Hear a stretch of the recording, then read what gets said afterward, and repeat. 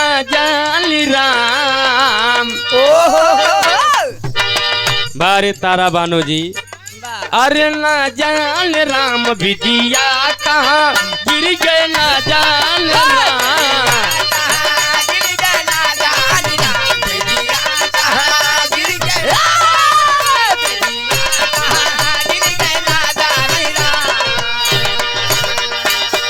कहाँ ना जानी राम विदिया कहाँ गिर गया। अरे कहाँ कहाँ कहाँ गाऊ बताओ का।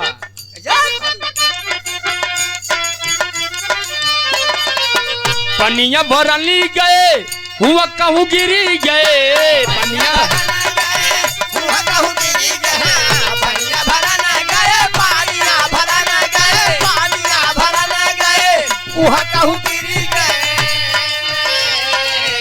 पनिया भरली गए हुआ कहूँ गिरी गए न जानी राम। अरे न जानी राम गई रामाली पट गए न जानी राम गई राम में।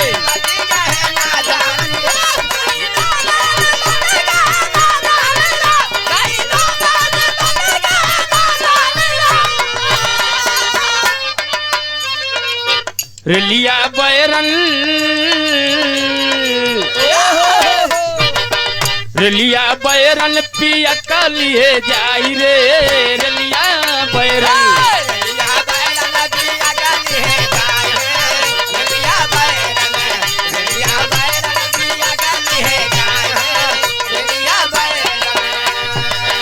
जौन टिकटवा से पिया मोर जाई है।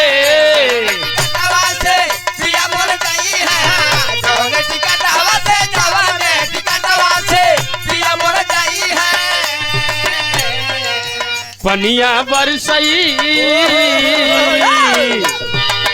पनिया बरसई टिकट गली जाई रे। रेलिया बैरन रेलिया बैरन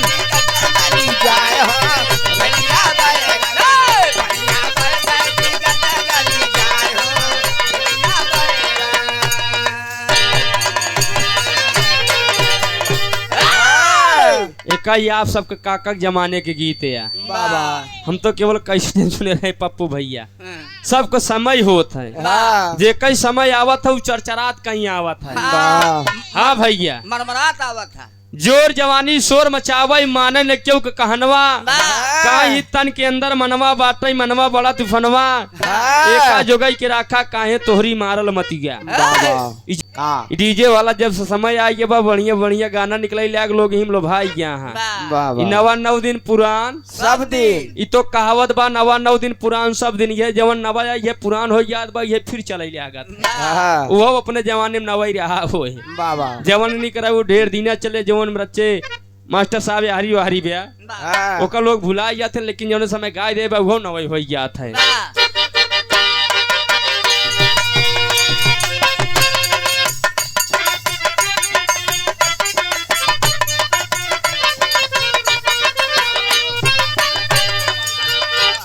एका देखा अपने जवानी के आलम में बाबा आज हमारे बीच में नहीं है तारा बानो जी फैजाबादी भैया। अब तो अयोध्या हो गया बा एक समय जौने समय उनकर गीत निकला है भैया हाथ में मेहंदी मांग सिंदूर बर्बाद कजरवा हो गईला बारे बलम परदेसवा में छाए करवट में सबेरवा हो गईला। आज दुनिया में ना आऊ नहु चर्चा होत बा लेकिन ओका गायन कितना बढ़िया देखा। हाँ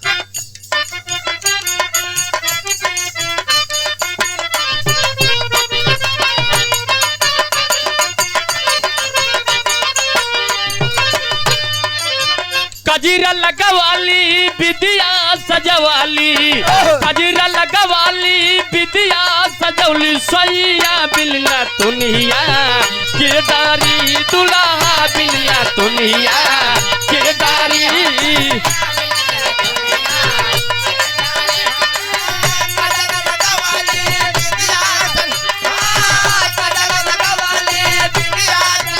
सैया बिलना तुनिया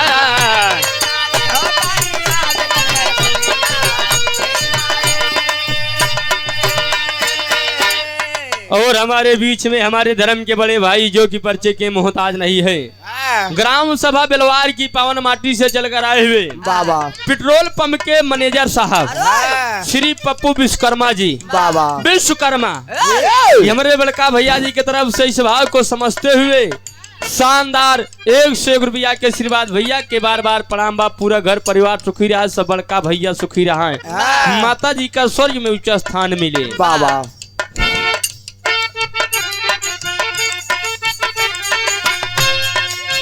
देश में हम पारी देश पिया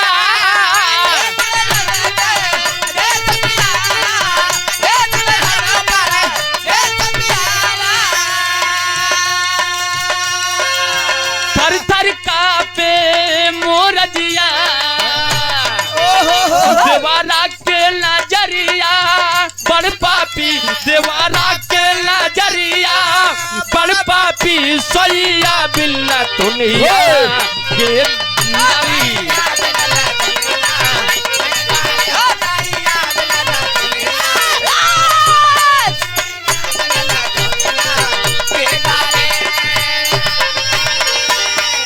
और हाँ भैया आवा हाय मोरे राम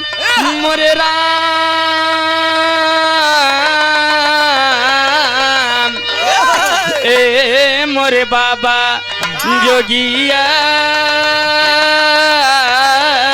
हो राम।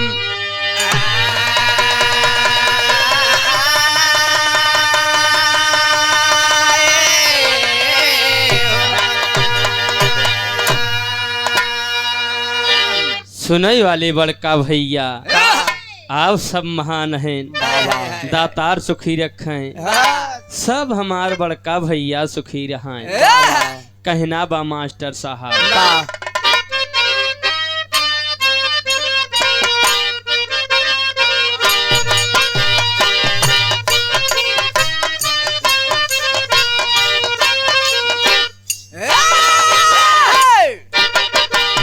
सुनई वाले बड़का भैया कहना का बा का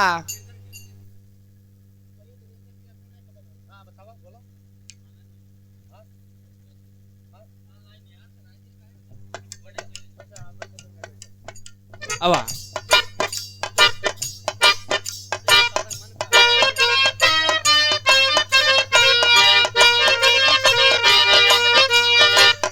काबू चढ़े भोले बाबजिया मई हो काबा चढ़े भगवान हो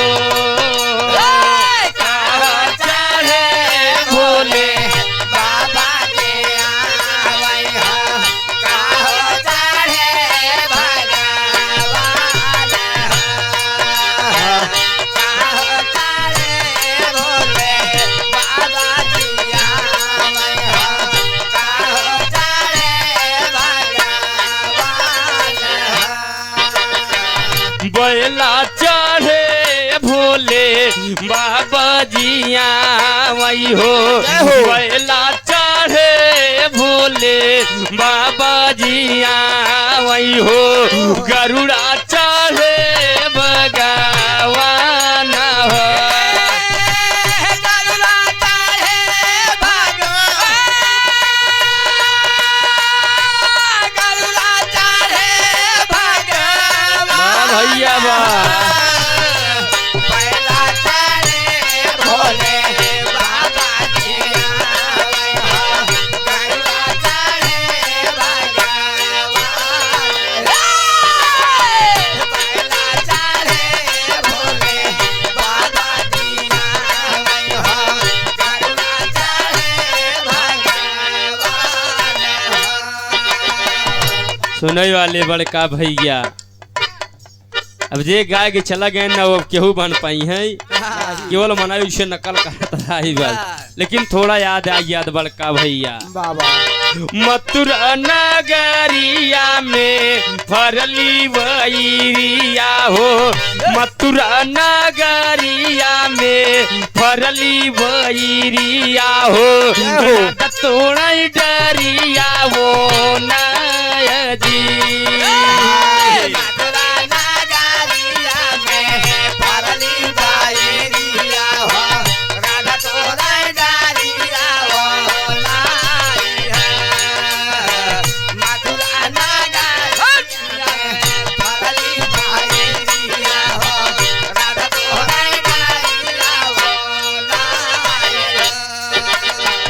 ये कौबाइरिया राधा तोड़ऊ ना पावाली हो, ये कौबाइरिया राधा तोड़ऊ ना पावाली हो, समझी है बासिया बाजाई।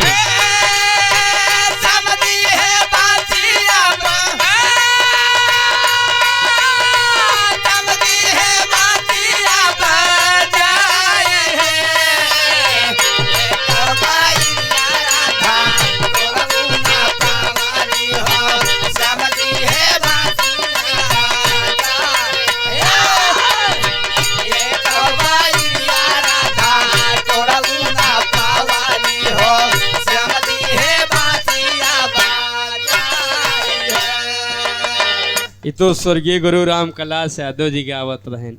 ई सब या बड़का भैया पुराना गीत हाँ पुराना ढेर बा, लेकिन का करबे वही नवा न गावा न तो सटवा ही ना मिलत। हाँ नहीं कह दे गायिका जी ज्यादा ना, एक महीना यही सीजन है भोजपुरी बंद कर दे। अगर इनका केहू बिरहा गावे के बुलाए तो बताया, अगर सब प्रोग्राम करिए तो केवल 5 जने बिरहा आजकल सुनता है, आजकल रंगीन सुने चाहता है। हाँ, ठंडी में भैया जैसे बाराते में जाते हैं डीजे आवत है, जब तक मूड ना बना तब तक कमर ना ही लेता। हाँ हाँ और बढ़िया बढ़िया आइटम तो लाग रहा था। बाबा दरोगा भैया पप्पू भैया जब तक मूड ना बना तब तक ना आए हो, तो वैसे जरूरी हो जब आटे। हाँ पहलो दूसर चटनी अचार रही, आजकल दूसर चटनी अचार हो गया, केवल फर्क हो गया। लेकिन ये एक बात बा, जब से बढ़िया बढ़िया बाजा आई है हाँ संतोष मोबाइल डीजे वाह भैया, जवानी जब आवत है कुछ सुझात ना हाँ काव करत ही काव नाई करत ही।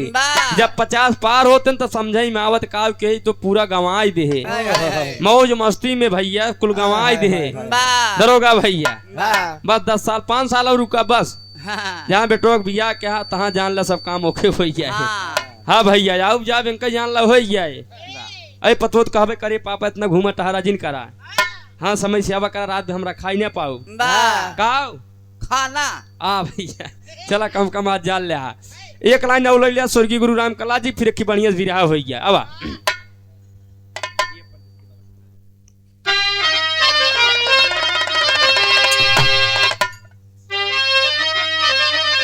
ये हमारे स्वर्गीय गुरु राम कैलाश यादव जी के एकदम फेवरेट गीत है। हाँ सुनई वाले बड़का भैया कौन दुल्हनी के बड़ा दुख तकलीफ बा, दुल्हा चला गया परदेश, तब को मन से धूम अब को मन से धूम, जमीन आसमान का फर्क बा। सुने वाले बड़का भैया हाँ जैसे तब को मन से धू जवन बा तौगार रहन, हाँ बाती खरा उतरत रहन। हाँ अब आजकल के हाँ एक ही पौआ बिकाई गया था।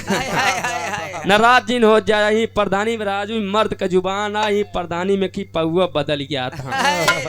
सुने वाले बड़का भैया, लेकिन पहले अगर काकर जबान दई दिए तो दई दे, जबान ना कटे का मास्टर। लेकिन आजकल देखा था सरोता सोखा ओझा काट दिया था जो। हाँ भैया सुने वाले बड़का भैया, दुल्हनी दुल्हा परदेश, दुल्हा उतना ही ना आई ब्या। गाँव के साग से पूछत है बहनी का बात हुई है जब से देवर चला गया हमार। अरे आवत ना यहाँ का भा, अरे राती मार पीट तो ना आई भा, कहाँ दीदी कुछ ना आई भरती ऐसे टुन्न पुन्न भा, बस सवेरे अटैची कपड़ा भरे चला गए न उतना ही ना यहाँ। अरे कहाँ का लालच दिया लालच, नाच बहुत जाएंगे कौन ए भैया या नहीं तू भाई खरी। सुने वाले बड़का भैया कहाँ ही बड़ा लालच देता ही बड़ा जतन करत है, लेकिन हमार दुल्हा लौट के ना आवत बा। ये मास्टर साहब दुल्हनिया अपन दुख तकलीफ बताओ, आप सब गौर करी हैं। हाय हाय अरे मोरा दुल्हा परदेसिया, अरे मोरा राजा परदेसिया, अरे लवट के ला पिया परदेसी।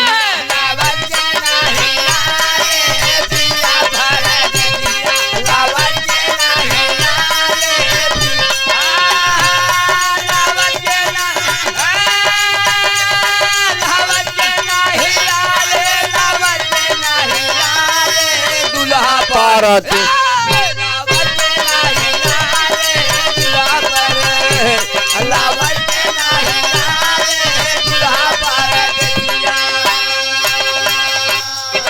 कहाँ मोर पिया परदेसिया लौट के नहीं लौट के ना आयन कहना बाब मास्टर साहब का कहाँ बड़ा रे जतन कई के पिया के बोलाए बड़ा जतन के भैया हाँ बैजनाथ हाय हाय हाय बड़ा जतन के लेकिन दुल्हा आवत ना वह दुल्हन के दुख तकलीफ समझ ना ही पावत ना कहाँ अरे बड़ा रे जतन कई के पिया के बोलाए पिया लीरा मोई मोर डगारी बुलाए दुल्हा लीरा मोई मोर डगारी बुलाए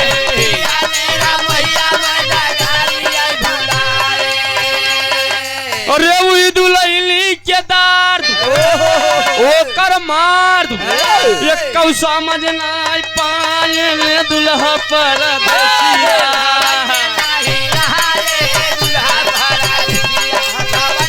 वाह भैया वाह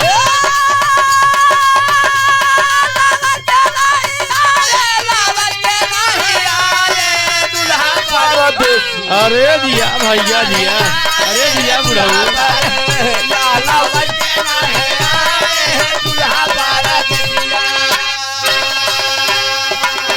भैया का और एक लाइन कहाँ है माँ गबीता पूछ बीता बीता ये गहनवा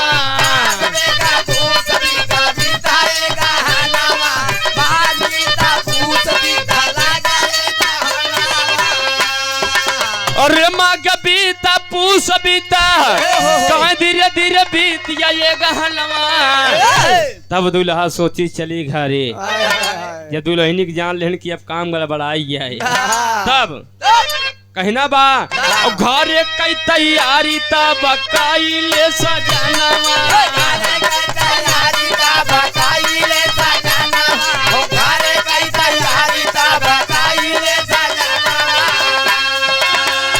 अरे यही पूछ का दिनवा राजा यही पूछ का दिनवा दुल्हा अरे बीतई ना बीताए दुल्हा परदेसिया अरे भैया भैया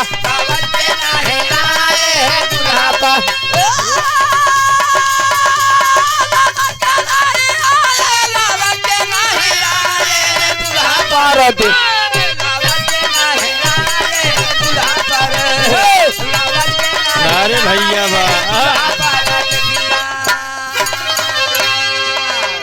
रुका रहा भैया